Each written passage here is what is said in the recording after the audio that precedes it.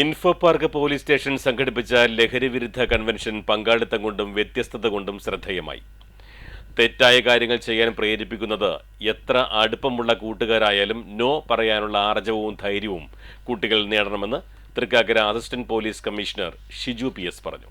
Info park പരിസരത്തുള്ള 8 സ്കൂളുകളിൽ നിന്നുള്ള വിദ്യാർത്ഥികൾ പങ്കെടുത്ത ലഹരിവിരുദ്ധ റാലി, പേൾസോഫ്റ്റ് ടെക്നോളജീസ് ഒരുക്കിയ സെൽഫി പോയിന്റ് എന്നിവയ്ക്കൊപ്പം Thrikkakara assistant police commissioner Shiju PS പാട്ടുകൂടിയായപ്പോൾ IT മേഖലയ്ക്ക് അത് വേറിട്ട അനുഭവമായി.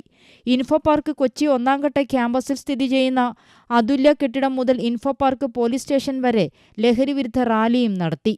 ഒരു മിന്നാമിനിങ്ങിന്റെ നുറുങ്ങുവട്ടം സിനിമയിലെ മെല്ലെ മെല്ലെ മുഖപടം എന്ന ഗാനം ഉദ്ഘാടന വേദിയിൽ അസിസ്റ്റന്റ് കമ്മീഷണർ പാടിയത് നിറഞ്ഞ കരഘോഷത്തോടെയാണ് സദസ്സ് സ്വീകരിച്ചത്.